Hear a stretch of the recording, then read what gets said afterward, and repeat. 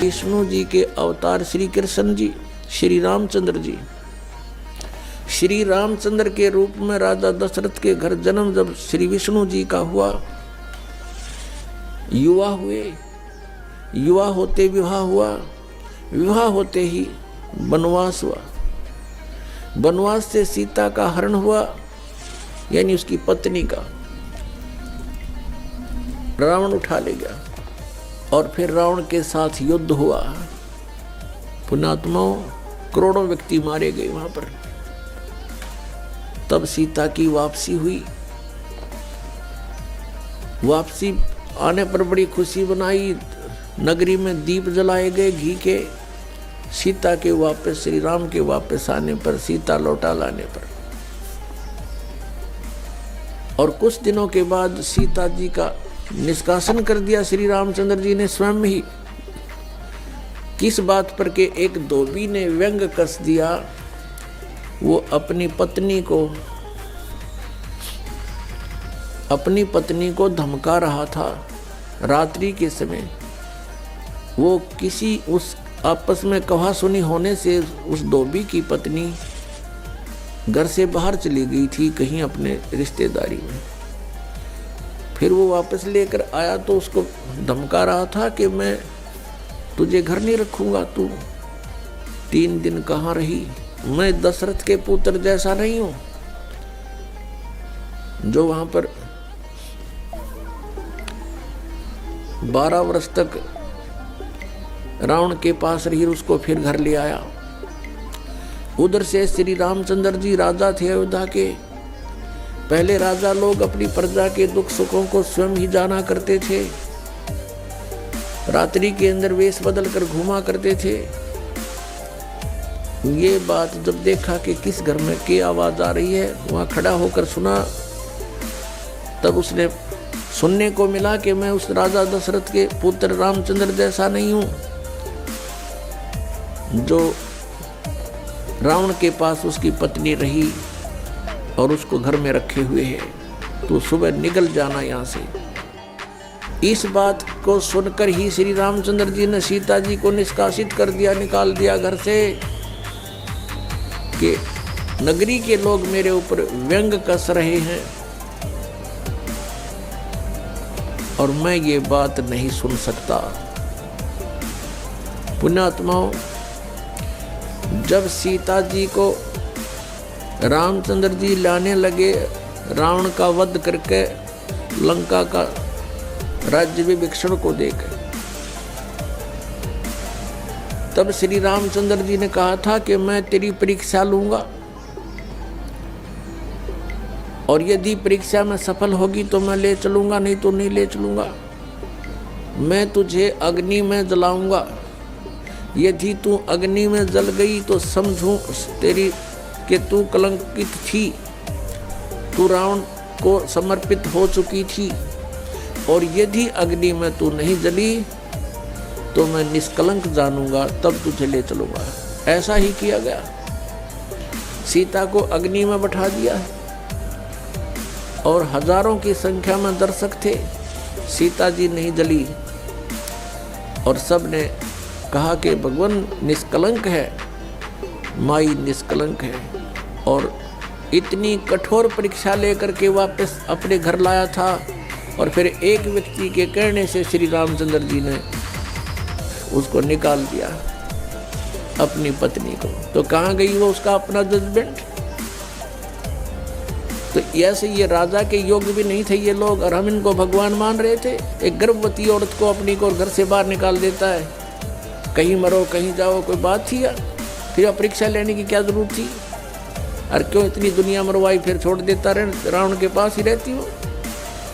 पुण्यात्माओं, यहाँ का राजा काल भगवान है और ये नहीं चाहता कि यहाँ के प्राणियों को परमात्मा का पता लग जाए, जिस कारण से इसने इनको भगवान सिद्ध करवा रखा था अपने नकली दूतों के माध्यम से। और फिर क्या होता है लास्ट में, श्री रामचंद्र जी ने अश्वमेघ यज्ञ घोड़ा छोड़ दिया कि पूरी पृथ्वी पर शासन प्राप्त करने के लिए कि इस घोड़े को जो पकड़ेगा वो युद्ध करे मेरे साथ।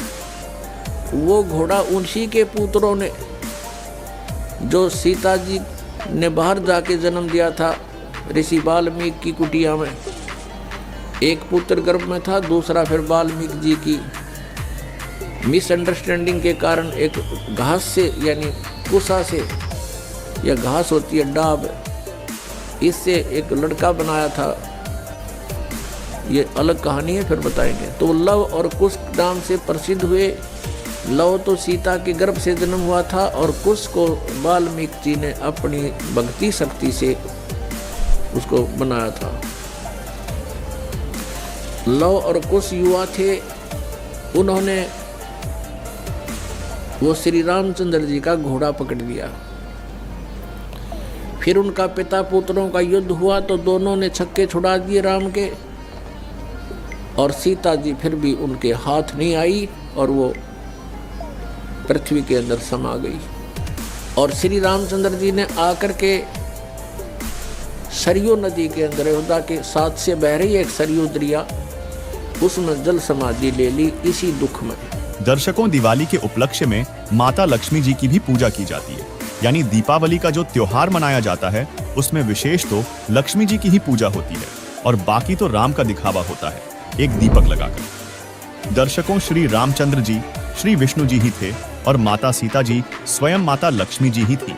जब श्री राम जी व माता सीता जी वनवास से वापस अयोध्या आए थे, तब उनके आने की खुशी में घर घर में घी के दीप जलाकर खुशी मनाई गई। दर्शकों, 2 वर्ष बाद किसी कारण से माता सीता जी यानी माता लक्ष्मी जी को घर से बाहर भगवान श्री रामचंद्र जी यानी श्री विष्णु जी ने निकाल दिया। उसने वन में कष्टमय जीवन जिया। माता सीता जी ने आजीवन कष्ट उठाए।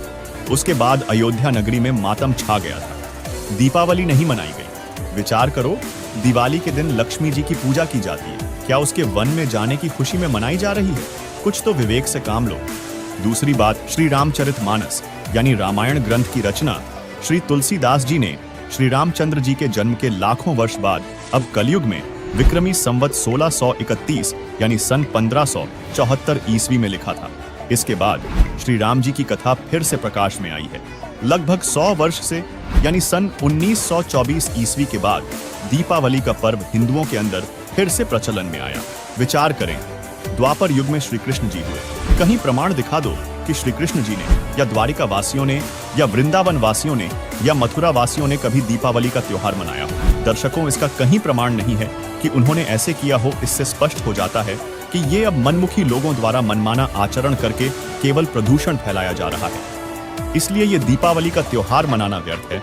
इसमें कोरा प्रदूषण फैलाना ही है। श्री विष्णु जी यानी श्री राम जी तथा माता लक्ष्मी यानी माता सीता जी के कष्टमय जीवन को याद करते हुए इस काल के लोक से निकलकर सतलोक यानी गीता अध्याय 18 श्लोक 62 में बताए सनातन परम धाम को प्राप्त करने के लिए साधना करनी चाहिए। इस कथा यानी रामायण का यह निष्कर्ष निकलता है।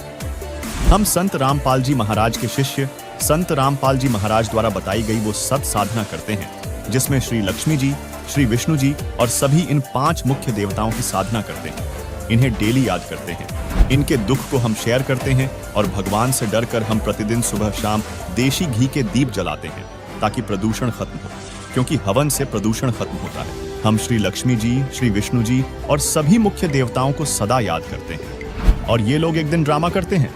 इसके करने से न कोई धार्मिक लाभ और न ही कोई वातावरण में शुद्धता। हम जो साधना करते हैं उससे धार्मिक लाभ के साथ साथ भगवान की डेली याद बनी रहती है। ये कष्ट याद रहते हैं जो ऐसा कष्टमय जीवन जिया महापुरुषों ने, देवियों ने, देवताओं ने। उस डर से हम भक्ति करते हैं। हमें कभी भूल नहीं पड़ती तो हम निवेदन करते हैं कि पूरा हिंदू समाज ये नाटकबाजी छोड़कर संत रामपाल जी महाराज द्वारा बताई साधना करो और अपना जीवन सफल करो।